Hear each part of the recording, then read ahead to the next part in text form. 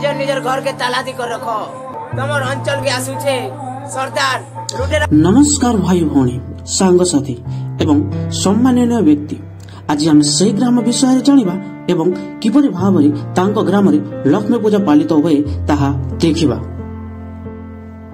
एहा होजी से ग्राम जे ग्राम को मां छोटी बुढ़ी रक्षा करिथांती। एहा होजी से ग्राम जेउथरे कि विभिन्न गोष्ठीर व्यक्ति अछंती, तथापि मध्य तांको मध्यरे प्रेम भाव और भ्रातृत्व भाव रही अछि। मां गजलक्ष्मी पूजार आरंभ दिन कलश यात्रा अमावास्यार अंधकार को दूर कला भली आनंद आकाश बाण फुटाई आकाश को आलोकित करी जीवन क्रोध अहंकार लोभ को त्याग करी निज जीवन को आलोकित करते। दृश्य सदृश्य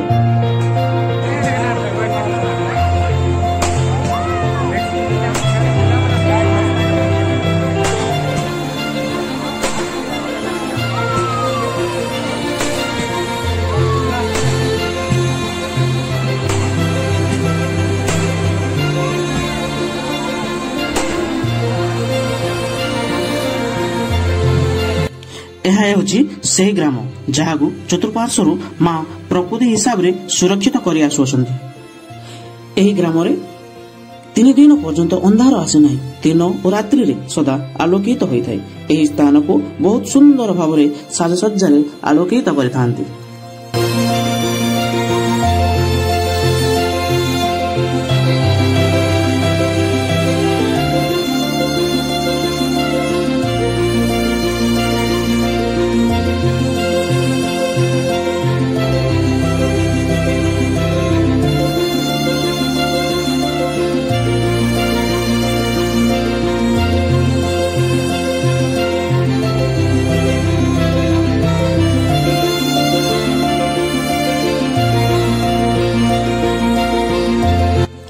घंट वाद्यर ताने ताने यही ग्रामर समस्त महिला जो माने कि मां लक्ष्मी सदृश तांका कलश बही संगबद्ध भाव चलवा देखिले लागिबो आमे क्यों परी राइज को चली आसीचु। सेही मां लक्ष्मी सदृश कलश बही चालुथिबा महिला मानंको उत्साहित करिबा पई एही ग्रामर युवक माने मध्य आगे आसी तांको पई मनोरंजन मध्य करिथांती एवं निजे मध्य आनंदित होइथांती एवं नाची उठिथांती।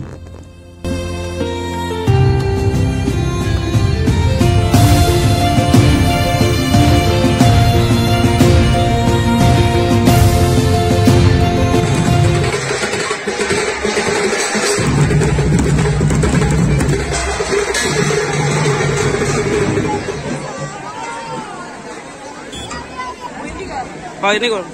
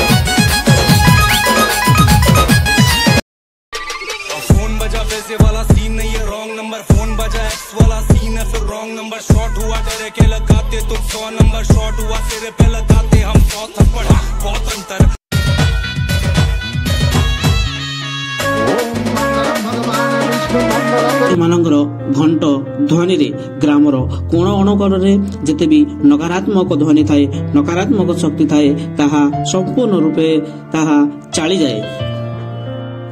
ग्रामर शिशु बालक वनिता वृद्ध समस्ते किपरि भाव में आनंदित होचंती ताहा आमे एहा माध्यमे देखि परिबा।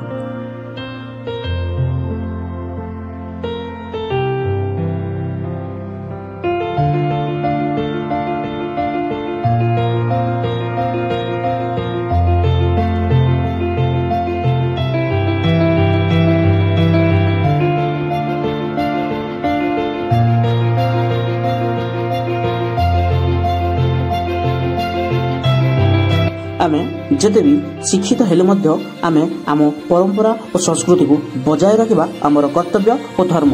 ତେଣୁ ଆମେ କେବେ ବି ଆମ ପରମ୍ପରା ଓ ସଂସ୍କୃତିକୁ ତ୍ୟାଗ କରିବା ନାହିଁ। ସେଥିରେ କିଛି ଦୋଷ ଥିଲେ, କିଛି ଅନ୍ଧବିଶ୍ୱାସ ଥିଲେ, ତାହାକୁ ଆମେ ସେଥିରେ କିଛି ପରିମାଣରେ ପରିବର୍ତ୍ତନ କରି ତାହାକୁ ବଜାୟ ରଖିବା ହେଉଛି ଆମର କର୍ତ୍ତବ୍ୟ।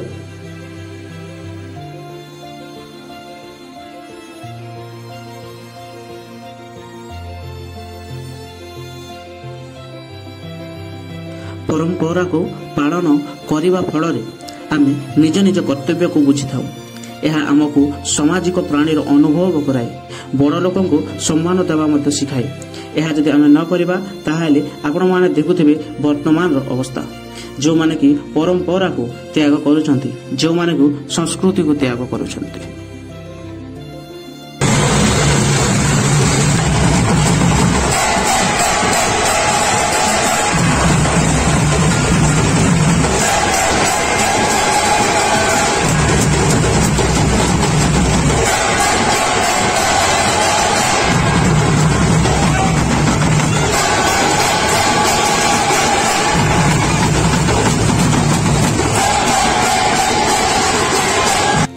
ଏହି ପୂଜା ପାଳନ କରିବାର କିଛି ଉପଦେୟତା। ଏହି ପୂଜା ପାଳନ କରିବା ଫଳରେ ଆପଣ ଦେଖିପାରୁଥିବେ ଅନେକ ଦିନରୁ କିଭଳି ଭାବରେ ଅନେକ ଲୋକ ଏକତ୍ରିତ ହୋଇଅଛନ୍ତି, ଯାହାକି କୁହାଯାଏ ବସୁଧୈବ କୁଟୁମ୍ବକମ୍। ଏହି ପୂଜା ପାଳନ କରିବାର ଅନେକ ଉପଦେୟତା ହେଉଛି ଆମ ମନରେ ଶାନ୍ତି ଓ ଆନନ୍ଦ ଜନ୍ମିଥାଏ।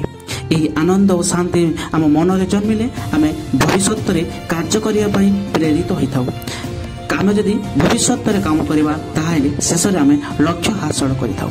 ଅନ୍ୟ ଏକ ଉପଦେୟତା, ଅନ୍ୟ ଗ୍ରାମରୁ ବିଭିନ୍ନ ଲୋକ ମଧ୍ୟ ଏହି ଗ୍ରାମକୁ ଆସିଅଛନ୍ତି ଏବଂ ଏହା ଫଳରେ ତାଙ୍କ ମଧ୍ୟରେ ଅର୍ଥନୈତିକ ଆଦାନ ପ୍ରଦାନ ହୋଇଥିବା ଫଳରେ ଗ୍ରାମର ଅର୍ଥନୈତିକ ମଧ୍ୟ ବୃଦ୍ଧି ହୋଇଥାଏ। ପୁରୁଣା ଲୁଚି ରହିଥିବା ଟଙ୍କା ମଧ୍ୟ ଏହି ଦିନ ଗୁଡ଼ିକରେ ବାହାରି ଆସି ସମସ୍ତଙ୍କ ପାଖରେ ପ୍ରସାରିତ ହୋଇଥାଏ। ଆପଣମାନେ ଦେଖିଥିବେ ଯେଉଁ ଖୁଚୁରା ପଇସା, ଯେଉଁ ଆମେ ଚିଲ୍ଲର ପଇସା କହିଥାଉ, ତାହା ମଧ୍ୟ ଏହି ଜନତାମାନଙ୍କ ପାଖକୁ ତାହା ଆପେ ଆପେ ବାହାରି ଆସିଥାଏ।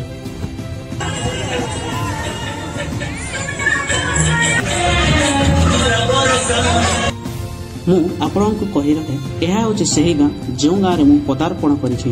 ମୋର ଜନ୍ମଭୂମି ବ୍ରାହ୍ମଣୀଗୁଡ଼ା। ମୁଁ ଏବଂ ମୋର ଡାକ୍ତର ମହୋଦୟଙ୍କ ସହ ମନ୍ଦିରକୁ ଆମେ ପୂଜା କରିବା ପାଇଁ ଆସୁ। ଏହି ଗ୍ରାମରେ 3 ଦିନ ଧରି ଏହିପରି ଭାବରେ ଲକ୍ଷ୍ମୀ ପୂଜା, ମା ଗଜଲକ୍ଷ୍ମୀଙ୍କ ପୂଜା ପାଳିତ ହୋଇଥାଏ।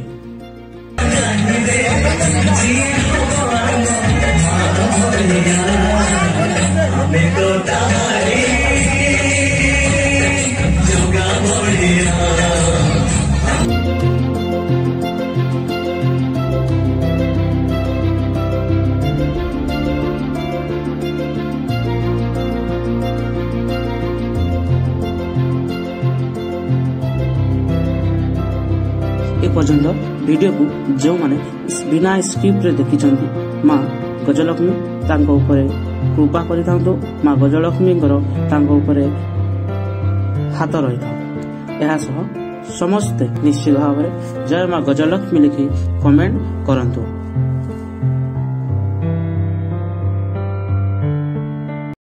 ଗ୍ରାମର ପ୍ରତି ରାତ୍ରିରେ ନାଟକ ଅଭିନୀତ ହୋଇଥାଏ।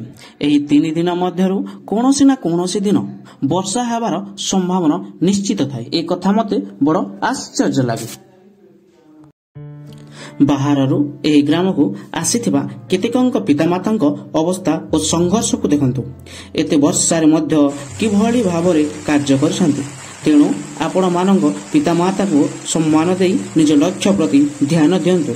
ଏମିତି କୌଣସି କାର୍ଯ୍ୟ କରନ୍ତୁ ନାହିଁ ଯାହା ଫଳରେ ତାଙ୍କ ହୃଦୟରେ କଷ୍ଟ ଅନୁଭବ ହେବ।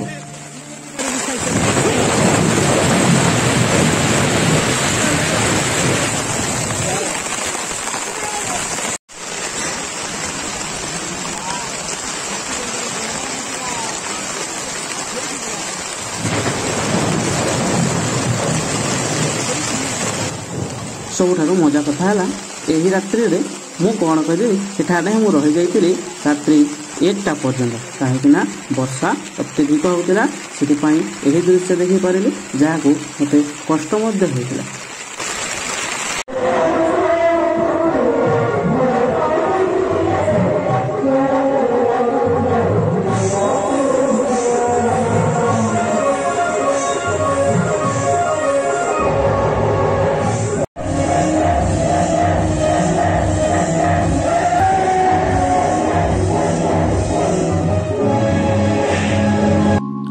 କେତେ ଲୋକ ଅଛନ୍ତି ଦେଖିବାକୁ।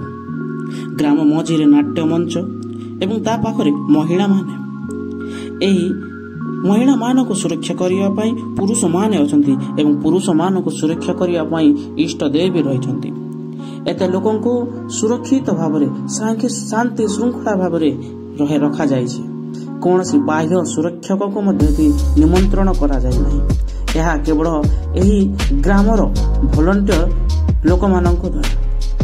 ସେଥିପାଇଁ ଏହି ଗ୍ରାମର ଭଲଣ୍ଟିୟର ମାନଙ୍କୁ ମଧ୍ୟ ବହୁତ ବହୁତ ଧନ୍ୟବାଦ। କାହିଁକିନା ଏତେ ଲୋକଙ୍କୁ ସେମାନେ କିଭଳି ଭାବରେ ଶାନ୍ତି ଶୃଙ୍ଖଳାରେ ବଜାୟ ରଖୁଛନ୍ତି।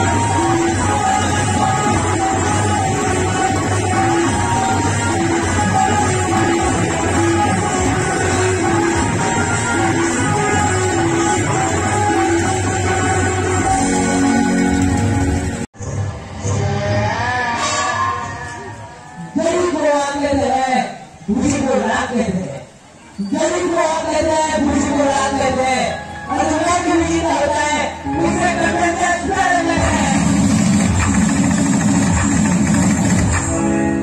Ladies and gentlemen, अपने नाम के बाद प्रेजेंट करा है most talented legend character mister jasper.